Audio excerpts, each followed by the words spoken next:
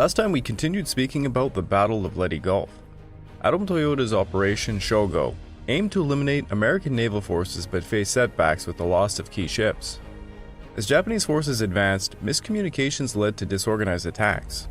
Rear Admiral Clifton Sprague Taffy's groups used smoke and air assaults to delay the Japanese, ultimately leading to Kurita's retreat after sustaining heavy damage from American airstrikes.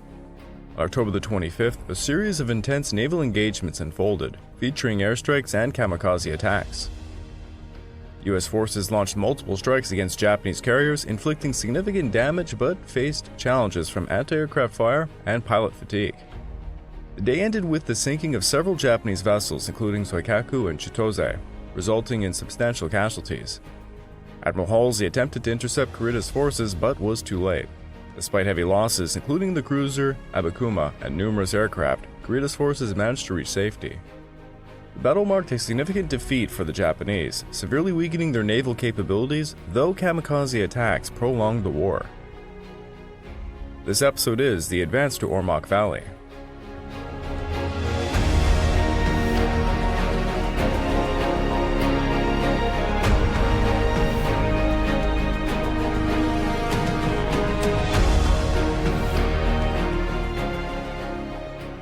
Welcome back to the Pacific War podcast week by week, and I'm your dutiful host, Craig Watson.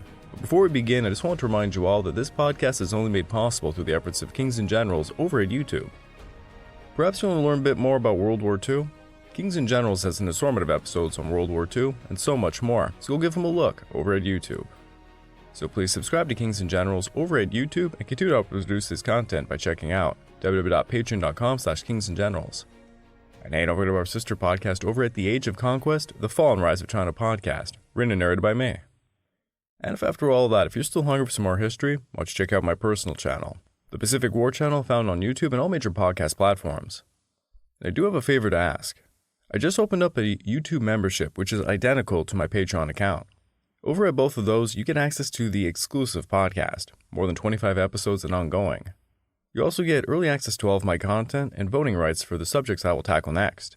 But if you decide to join the YouTube membership, it does have a few extra episodes. These are unlisted episodes I did years ago that never saw the light of day. They're kind of politically incorrect, to be honest.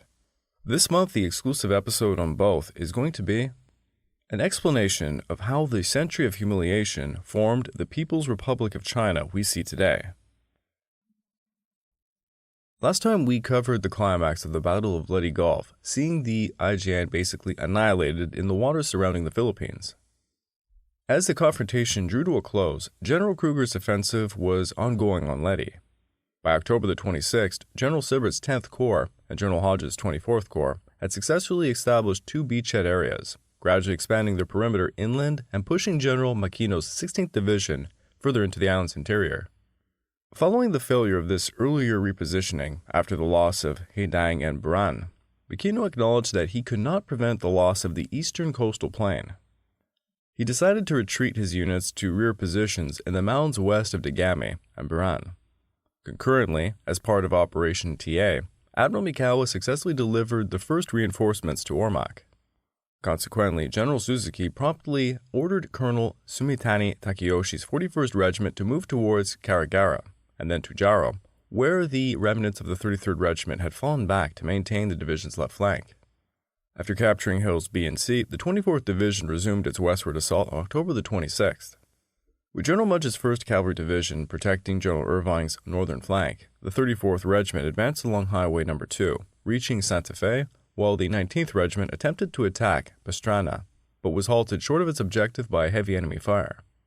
Over to the south, the 383rd Regiment patrolled towards San Vicente Hill amidst fierce resistance, as the 382nd Regiment attacked Tabon, but was forced back to the Guinea River by determined defenders. In addition, the reserve 3rd Battalion, 381st Regiment embarked on a long march along Highway No. 1 towards Tanan, but encountered enemy fire near Figa Point. Further south, the 17th Regiment successfully advanced to a position about 600 yards south of Guinea, while the 32nd Regiment fought persistently to reach the edge of the Buri airstrip. The following day, after fending off several light counterattacks, the 32nd finally secured the airstrip with minimal resistance.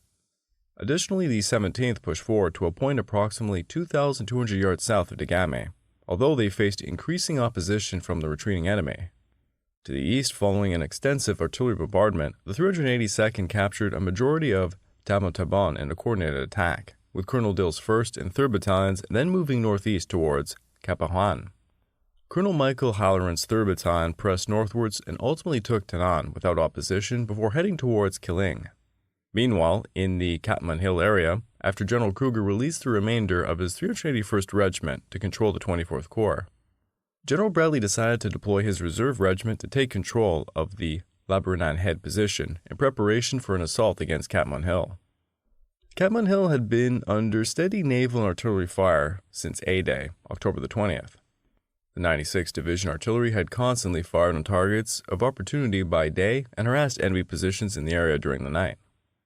Starting at around 9 o'clock on October the 27th, the 105mm howitzers of the 361st Field Artillery Battalion, 155mm howitzers of the 198th Field Artillery Battalion, a battery of 155mm howitzers from the 363rd Field Artillery Battalion, and the 75mm howitzers of the 780th Amphibian Tank Battalion were to deliver harassing fire upon the hill until about 10:30 the following day. At that time, all the artillery units were to commence firing successive concentrations beginning at the bottom of the hill and then working to the top in a 50-yard bound. After the 381st Regiment, less the 3rd Battalion, attacked at 12 o'clock on October the 28th, the artillery was to fire in concentrations in the front of the troops as they advanced. In making his plans for the capture of Catman Hill, Colonel Michael Halloran, commander of the 381st Regiment, decided to have the 1st Battalion make an enveloping movement from the northeast, while the 2nd Battalion pushed west along the main ridge. The 1st Battalion, 383rd Regiment, from its position at Labourenan Head, would support the attack by fire. Further north, Irving's push westwards continued as the 34th Regiment advanced unopposed to the Mudburn River, while the 19th Regiment captured Pastrana following another heavy artillery barrage.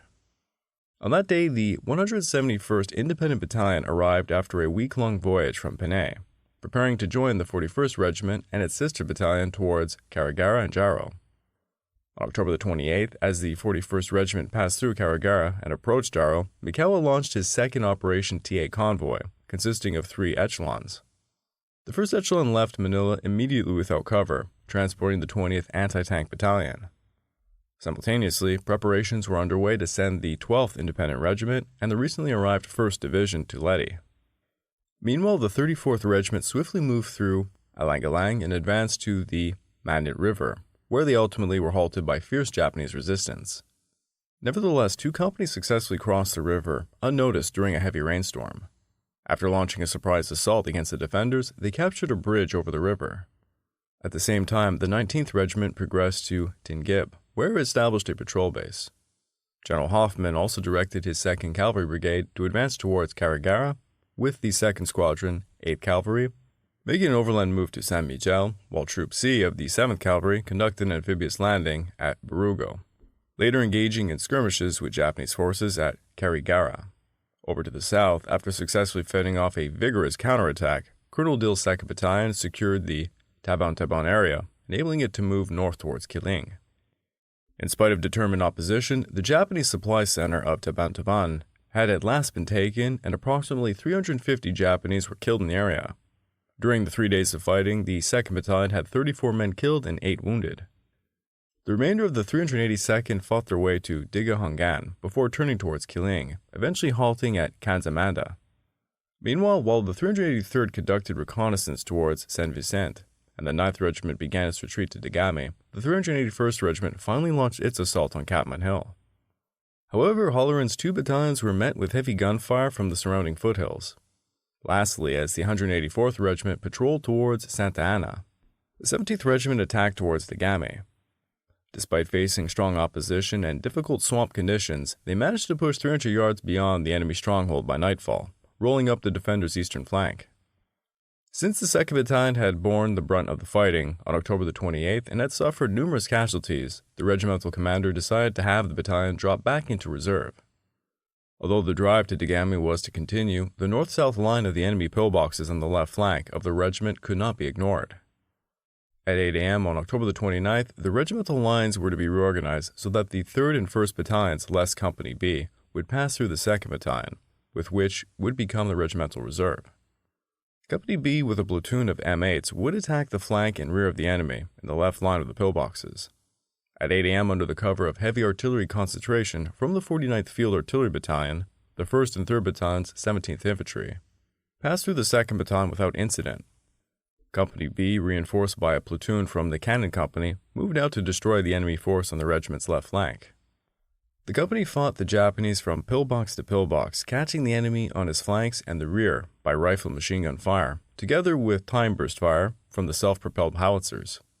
This completely demoralized the Japanese, some of whom threw their arms and tried unsuccessfully to escape. More than 120 enemy dead were counted in the area. The 1st Battalion entered the southern part of Dagami without encountering serious resistance. It then came under artillery fire from the hills west of the town. The 3rd Battalion proceeded east of the road in a column of companies in the order of L, K, and I, and met no serious opposition until they reached a cemetery south of Dagami. Overgrown with weeds 7 to 10 feet high and containing some crypts built off the ground, the cemetery was divided by a path running east to west.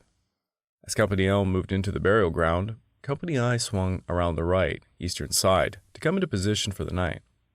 The leading elements of Company L passed through the cemetery, and Company I moved into position without any incident, but as the 1st platoon of Company L, the reserve platoon, crossed the path, a headstone tilted back, and from the open grave 4 Japanese opened fire with an American Browning automatic rifle and other small arms.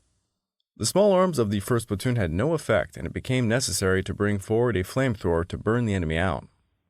At the same time, the platoon received fire from other open graves from which the Japanese had removed the bodies. By punching holes through the stone, they used the crypts as individual foxholes. The platoon broke into small units and pushed through the cemetery, destroying the enemy forces wherever they could be located. Company K, which followed Company I, placed 2 platoons abreast behind Company L. As they came through the weeds past the cemetery path, a Japanese officer charged on the right flank with his saber and wounded 1 man before he could be brought down. Since the platoons were also receiving heavy fire from the tombs, the commander of Company K drew his men back to the path where they reorganized. Preceded by a battery of 6 flamethrowers, the men then marched shoulder to shoulder through the cemetery and burned out the enemy. At about 7 o'clock, the regiment completed the action and formed its night perimeter. During the fighting, the regimental operations officer, hearing the heavy fire and not being able to communicate with the 3rd Battalion headquarters, called Company K directly to assert if the Japanese had broken through the American lines. "Hell no," was the reported reply. "We're breaking through theirs and fighting for our bivouac." During the night, small infiltration parties of Japanese tried unsuccessfully to penetrate the regiment's defenses, and sporadic artillery fire was received from the hills west of Dagami. The following day, the 3rd and 1st Battalions advanced through the 2nd Battalion to continue their northern push, successfully entering Dagami without facing significant opposition. After securing the previous headquarters of the 16th Division, the 17th Battalion spent the next 2 days conducting mop-up operations, patrolling the Dagami area, effectively establishing contact with the 19th Regiment across the Binahan River and the 382nd Regiment to its east. Simultaneously, the 32nd Regiment dispatched its 2nd Battalion towards Abuyog, which was successfully captured by midday. By October the 31st, Company G had further taken control of Bay, and the 1st Battalion had landed at Panuan to support the 21st Regiment stationed there. As a result, General Arnold's 7th Division accomplished its objective of capturing Buran's airstrips and Dagami, while linking up with the 96th Division and the 10th Corps. This operation resulted in an estimated 4,211 Japanese casualties, with 19 soldiers taken prisoner, while the division incurred 322 killed, 1,064 wounded, and about 21 missing. Meanwhile, on October the 29th, the 381st Regiment executed a tank-supported offensive and ultimately captured Catmon Hill, which would be thoroughly cleared in the following 2 days. At the same time, Halloran's 3rd Battalion stormed and secured Kiling, with Dill's 2nd Battalion arriving shortly thereafter. On the outskirts of the barrio and battalion met the stubborn and determined resistance where the Japanese with machine guns, mortars, and rifles fought to the last man. The resistance was overcome, and by about 3 p.m., the Americans occupied the town, which was honeycombed with emplacements and entrenchments. At 4 p.m., the 3rd Battalion, 381st Infantry, was relieved by the 2nd Battalion, 382nd Infantry, which had come up from Taban by truck. At 6, the 3rd Battalion, 381st Infantry returned by truck to the area north of San Roque. However, the remainder of the 382nd Battalion was unable to penetrate the retreating 9th Regiment towards Kiling, allowing some Japanese forces to evade complete destruction. Nevertheless, Bradley's 96th Division successfully took control of Catman Hill, and the key towns of Taban and Tanuan resulted in an estimated 2,769 Japanese casualties and 6 prisoners captured, at the cost of 145 men killed, 564 wounded, and 90 missing. On October the 29th, Colonel Newman's 3rd Battalion advanced northwards, leading to the charge towards Jado. They gradually battled through Galutan and quickly captured Jado without much resistance. The American forces moved so swiftly that Suzuki was unable to implement his strategy of using Jado as a gathering point for the reinforcements of the 35th Army, compelling him to designate Karigara as the new rendezvous site. Due to the evident Japanese strength in the region, Hoffman ordered his units to bolster defenses in Barugo, with the remaining units of the 1st Squadron 7th Cavalry arriving by nightfall, followed by the 2nd Squadron 8th Cavalry on October the 31st, and the 2nd Squadron 5th Cavalry on November the 1st. At 8 a.m. on October the 30th, Colonel Newman ordered the 3rd Battalion of the 34th Regiment to start for Karigara down the highway. As the battalion left the outskirts of Jaro, with Company L in the lead, it came under fire from Japanese who were dug in under shacks along the road. Upon a call from the commanding officer of Company L, the tanks came up in the column, fired under the shacks, and then retired. The leading platoon was drawn back so that artillery fire might be placed upon the Japanese, but the enemy could not be located precisely enough to use the artillery. Newman then ordered a cautious movement forward without artillery support, a squad placed on each side of the road and 2 tanks in the center. The squads had advanced only 50 yards when Japanese fire again pinned them down. When Newman came forward and discovered why the advance was held up, he declared, "I'll get the men going okay." Upon hearing that, the regimental commander was to lead them, and the men started to move forward. The Japanese at once opened fire with artillery and motors, and Colonel Newman was hit in the stomach. Although badly wounded, he tried to devise some means of clearing the situation. After sending a runner back with orders to have the 3rd Battalion fire on the Japanese position, he said, "Leave me here and get mortar fire on the enemy position." As soon as possible, Colonel Newman was put on a poncho and dragged back to safety. The following morning, while the 1st Battalion, 19th Regiment moved towards Jado, the 34th Battalion launched another attack and managed to reach the Yapan River. Despite their fierce assault, the heavy Japanese artillery and flanking fire once again stalled the Americans on their journey to Karigara, allowing the 41st Regiment to withdraw. At this stage, the 5th Air Force had officially set up its forward units on Leyte, tasked with achieving air superiority and attacking Japanese convoys and troop concentrations. However, as the 13th Air Force focused its primary efforts on airfields, it bypassed areas. Poor weather had taken its toll on General Kruger's advance.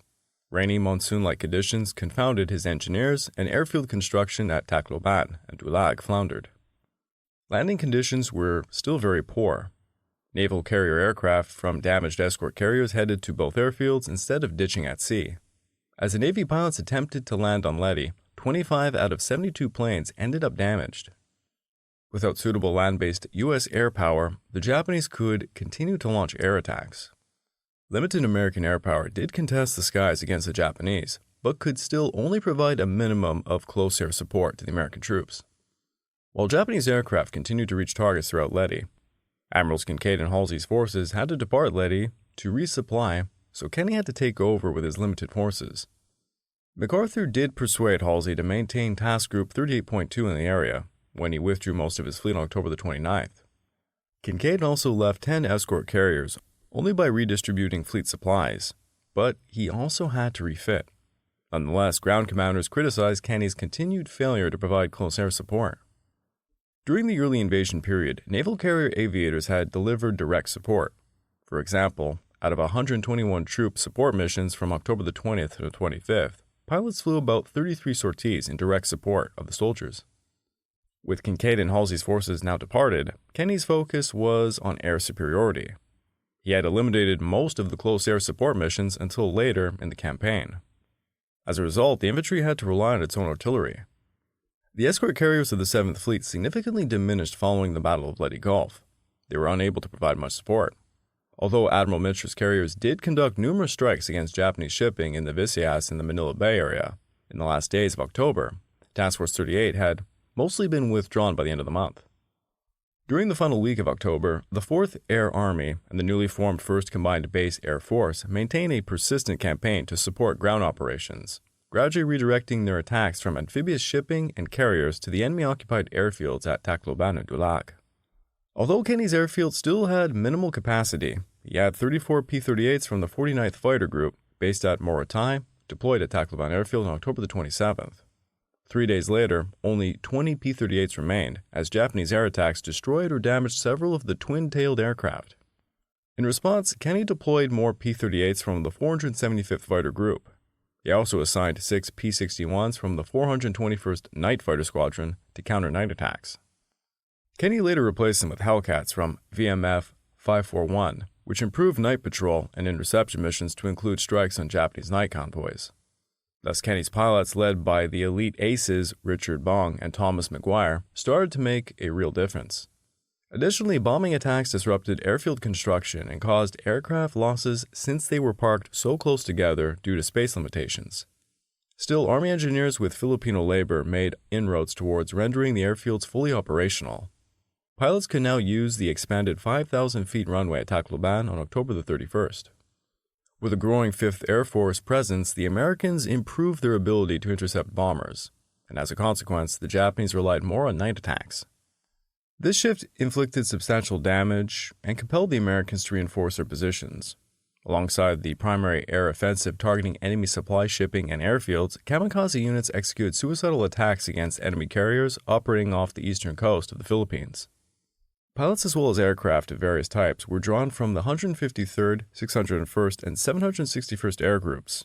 The initial corps used only bomb-equipped fighters. However, after reorganization of the Kamikaze Corps, all types of aircraft were used. A kamikaze suicidal aircraft hit the Intrepid on one of her port-side gun positions.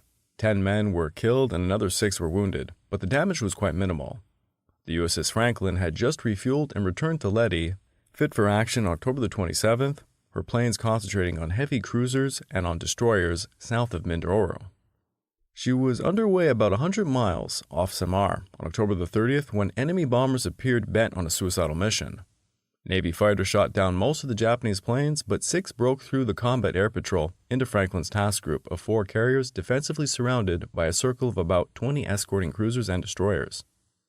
Shipboard anti-aircraft guns shot down 3 of the 4 kamikazes independently, diving towards each of the 4 carriers, but the one targeting Franklin hit the flight deck and crashed through the gallery deck, killing 56 and wounding 60.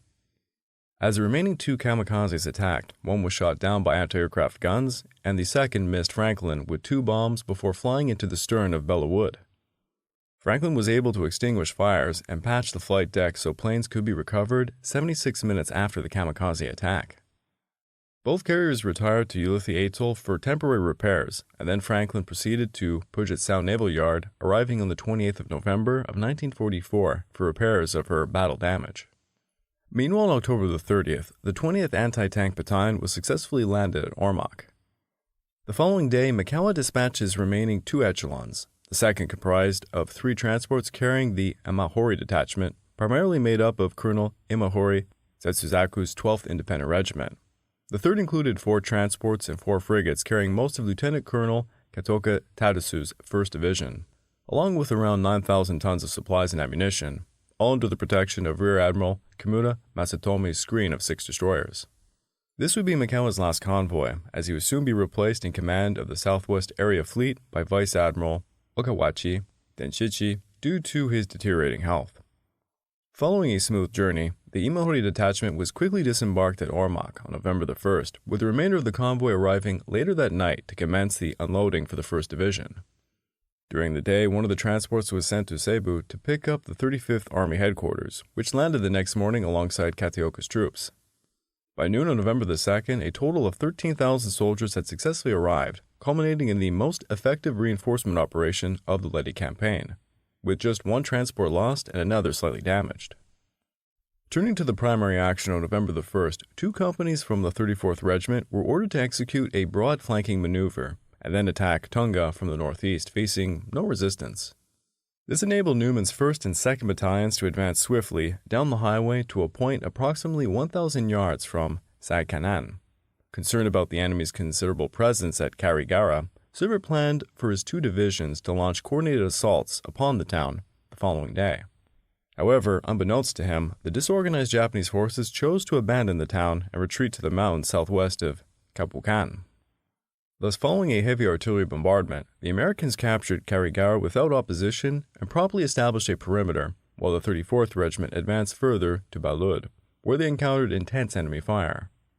On that same day, the 382nd Regiment took control of Dagami, from which they would engage the positions of the 16th Division upon Bloody Ridge over the next coming days. The capture of Karigara marked the completion of the second phase of General Kruger's plan for liberating Leyte. Irving's 24th Division successfully achieved its objectives, resulting in the deaths of approximately 2,970 Japanese soldiers and the capture of 13 prisoners, with their own losses totaling 210 killed, 859 wounded, and 6 missing.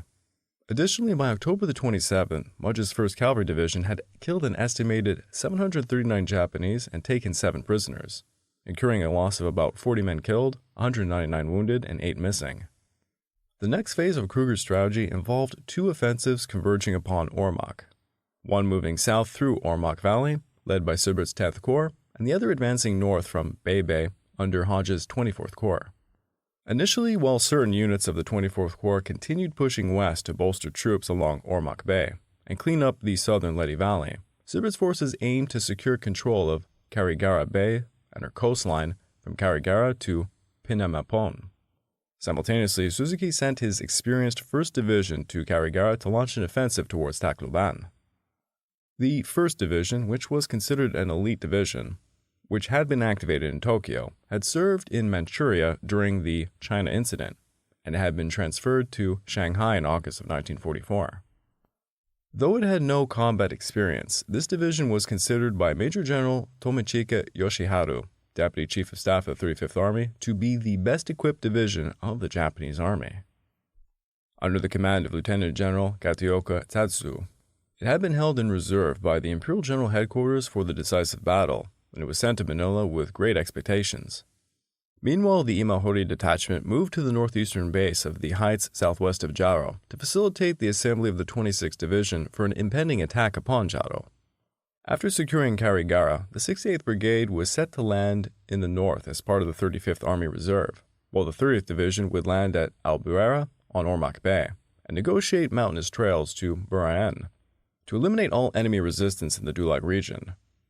As other units of the 102nd Division were moved forward using powered schooners, a reinforced company from the 364th Independent Battalion was also to deploy at Albuera to secure the landing site for the 30th Division. On the morning of November the 3rd, the 34th Regiment moved west once again and quickly seized Kabukan, just as Kataoka's vanguard was getting close. Suzuki immediately approved the emergency dispositions already taken and issued orders temporarily attaching the various reinforcement units to the 1st Division. It was impossible, however, to notify Lieutenant General Kataoka immediately of the changed situation, and the division advance guard moved into the vicinity west of Kapukan at 9 a.m. on November the 3rd to find itself unexpectedly engaged by the enemy. Badly surprised, the advance guard fell back towards Kolesian, with the enemy in pursuit. Meanwhile, at 10 a.m., Lieutenant General Kataoka reached the high ground south of Madagasnas. Finding his advance guard engaged, he immediately ordered the 1st Reconnaissance Regiment and the 20th Anti-Tank Battalion to check the enemy advance. At the same time, he dispatched an order to the divisional main body to close up the forced march. Although the defenders were initially taken by surprise, they managed to halt the enemy's progress with fierce resistance, ultimately compelling them to withdraw. It was only after artillery bombardments of the ridge parallel to the road that the 34th finally dismantled the Japanese stronghold, establishing their position for the night. Additionally, earlier in the day, Company K had conducted a reconnaissance mission using amphibian tractors from Kabukan to locate just west of Pinamapon. However, due to heavy enemy fire, the company withdrew and returned to Kapukan. Unbeknownst to the Americans, Kataoka mistakenly perceived this as a battalion-sized enemy assault prompting him to retreat southwest and position his forces on the eastern edge of a long ridge overlooking the coast, referred to as Breakneck Ridge. Breakneck Ridge, over which Highway 2 corkscrewed its way between Pinimampon and Limon for about 7,200 yards, was actually a hill mass with many spurs branching off from an irregularly shaped crest line towards the shores of Carigara Bay to the north and to the Leyte River Valley to the south. Shoulder-high Kugun grass was thick on some low ground, and the pockets between the hills were heavily forested. The valleys were deep, with precipitous sides. The 1st Division had heavily fortified this area, taking advantage of the innumerable thickly wooded pockets that served as natural forts. The Japanese had also built an elaborate system of trenches and other defensive positions, and had honeycombed the area with spider holes. Many of the latter were on the reverse slope some distance below the crests and were protected from direct fire. In front of each spider hole, the enemy had cut fire lanes through the Kugun grass, which was left so short that even a crawling soldier would be exposed to fire. The constant rainfall made the hills slippery and treacherous, and more important, provided a protection curtain in the day and covered movements of the enemy at night. Following the Japanese withdrawal, the 34th quickly secured Colossian and captured Pinimapoan without any opposition the next day. Newman's 3rd Battalion advanced through the town, continuing west along the highway for about 1,700 yards, stopping just short of the ridge. Anticipating a potential enemy amphibious assault via Carigara Bay, Kruger ordered Sibert to defend the Carigara area against any seaborne attacks before proceeding southwards. Meanwhile, as divisions of the 10th Corps prepared defensive measures against a possible sea invasion, Colonel Miyachi Yoshi's 57th Regiment was ordered to get ready to launch an attack from the ridge, as Kataoka believed that the enemy force could be easily cut off. As the newly arrived 21st Regiment took over from the 34th at the Pinimapoan defenses, the Japanese forces launched an attack on a party of artillery forward observers conducting reconnaissance on O.P. Hill on November the 5th. With the artillerymen pinned down, Lieutenant Colonel Frederick Wever's 3rd Battalion moved in to assist them by the afternoon, successfully securing the northern approaches to O.P. Hill and the undefended Corkscrew Ridge on the left. Although the Americans were unable to fend off the enemy's counterattacks, intense motor fire on November the 6th ultimately compelled them to withdraw. Despite suffering heavy casualties during the battle for Breakneck Ridge, the 1st Division had nearly completed its concentration in the Kananga area and was ready to initiate a broad four-pronged assault. However, the Japanese advance through the mountainous terrain remained exceedingly slow, leaving the 57th Regiment to conduct the attack on its own. Concurrently, Irving attached the 3rd Battalion of the 19th Regiment to the 21st Regiment and ordered the combined force to advance towards Breakneck Ridge. Consequently, Weber's troops launched an assault on Miyachi's positions, but were completely unsuccessful in breaking through. Dissatisfied with the 21st Regiment's progress and feeling that Weber was insufficiently aggressive, Sibert replaced him with Lieutenant Colonel William Verbeck, a seasoned veteran of the Alaska Campaign. Verbeck then made an unsuccessful attempt at a wide flanking maneuver to the east, but ultimately had to entrench at the edge of Breakneck Ridge by nightfall. On that same day, Colonel Chapman dispatched Company G to Hill 1525, but lost its way and ended up considerably further east. Yet that's all we have for today for the Philippines front, as we now need to shift over to New Britain. In October, a decision was made to deploy the 40th Division for combat in the Philippines, transferring control of the island to the Australians. This change aligned with the Australian government's intention to utilize their own troops to reclaim territory previously occupied by the Japanese during the war. As a result, General Ramsey's 5th Division began relocating to New Britain, tasked with containing and isolating the Japanese garrison on the Yazelle Peninsula. Ramsey was instructed to maintain pressure on the Japanese forces while avoiding large-scale deployments, permitted only to conduct patrols and minor raids as limited offensive actions as possible.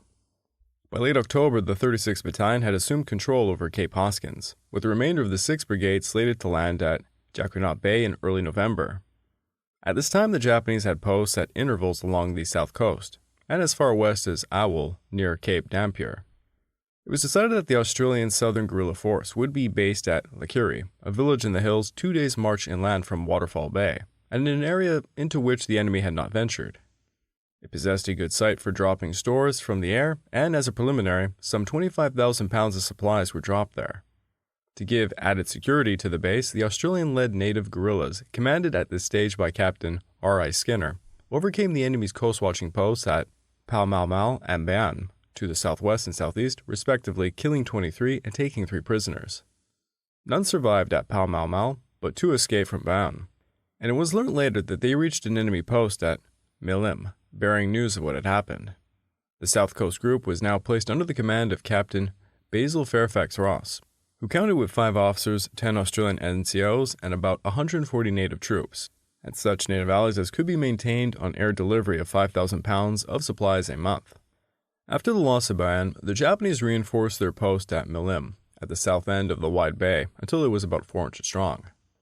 Far to the west, they retained posts at Masao and Awul and round Cape Bechi.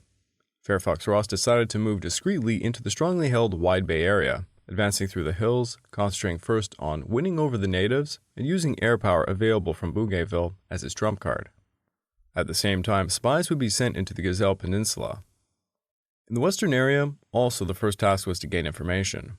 On the 5th of June, an American patrol from the west led by Lieutenant White of Angao attacked the Awul garrison, which withdrew inland.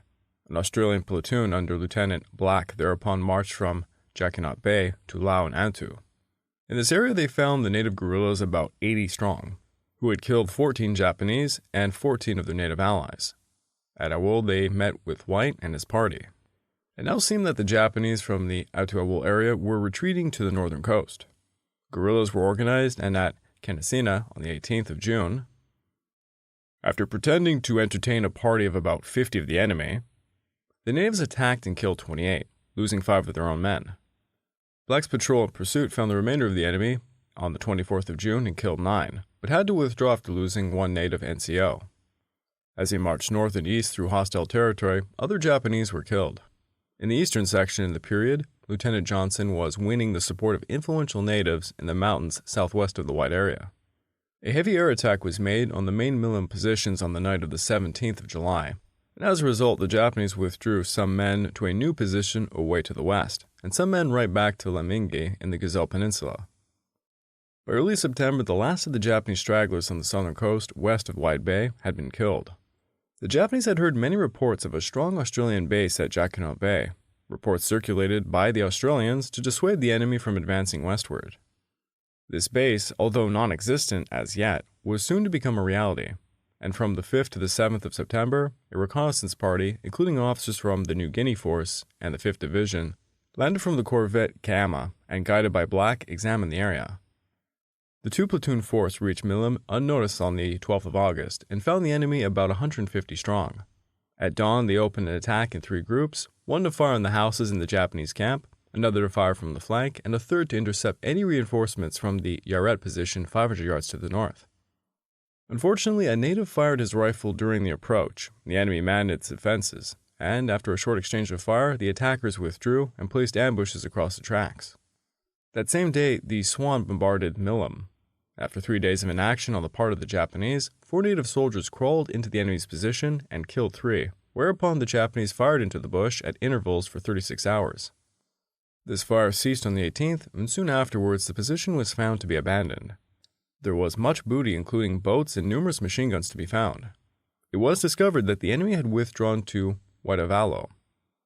Fairfax Ross now moved his force base to the coast at the Mu River, only 6 hours' march from Waitavalo. On the 17th and 18th of September, Fairfax Ross, Sampson, and a platoon reconnoitred Kamadran, becoming involved in a fight with Japanese force there about 100 strong.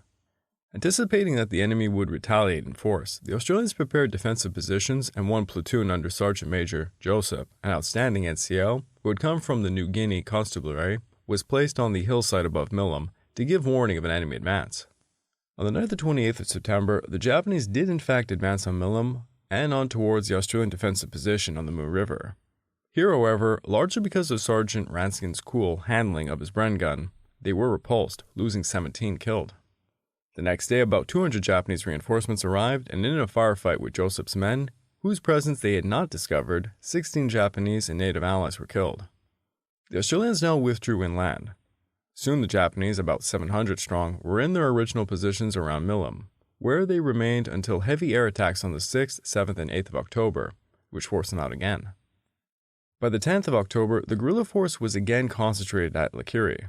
Consequently, on November the 4th, a small convoy landed the reinforced 14th and 32nd Battalion at Jacquinot Bay without encountering any resistance. In the days following the landing, ground forces secured the Jacquinot Bay area, while the New Guinean Company executed an amphibious operation to Pamio on November the 6th. The 6th Brigade was gradually transferred to Kutar, with the final units arriving on December the 16th. Due to shipping shortages and a low priority for reinforcing forces on New Britain, all components of the 5th Division would not advance to Jacquinot Bay until April of 1945. The first echelon of the 13th Brigade arrived November the 26th, while the remaining units followed by the end of December. Meanwhile, in the north, the 36th Battalion dispatched patrols to connect with Australian guerrillas at Ulamona, Ubili, and Ea, aiding them in fending off the enemy advance on the Bellarma River by the end of November. I would like to take this time to remind all of you that this podcast is only made possible through the efforts of Kings and Generals over at YouTube. Please go subscribe to Kings and Generals over at YouTube and continue to help us produce this content by checking out www.patreon.com/kingsandgenerals. And hey, don't forget about our sister podcast over at The Age of Conquest, The Fall and Rise of China podcast, written and narrated by me. And if after all of that, if you're still hungry for some more history, why don't you check out my personal channel, the Pacific War Channel, found over at YouTube and all major podcast platforms. Over on the YouTube channel, I just released a full documentary covering Lieutenant Colonel Tom Williams' account of his service during the Vietnam War. It can also be found in the form of a podcast. I also have a huge favor to ask. I recently opened up a YouTube membership. It's identical in price and perks to that of my Patreon account, which can be found at www.patreon.com/thepacificwarchannel. Joining either of these, you get access to the exclusive podcast, with about 25 plus episodes and ongoing at this point. You also get early access to all the content I make, and voting rights for the subjects I will tackle next. This month's exclusive episode is about how the century of humiliation formed the People's Republic of China we see today. It's a lot of modern-day geopolitics intertwined with history. But if you decide to join the YouTube membership, you're actually going to get a bit of a bonus. You see, I have a lot of unlisted episodes and podcasts that I've kind of just left unlisted on YouTube because they were perhaps politically incorrect. They've never seen the light of day. There is some really crazy, wonky ass shit there if you guys are interested in that. Quite a few podcasts, mind you. The Americans were making tremendous progress in the Philippines, advancing through the Ormoc Valley. Despite the terrible odds, it seems the Japanese would not give up an inch of the territory without a fight, digging their heels to the very end. Meanwhile, the Australians were dealt mop-up duty on New Britain, and it was going equally as well.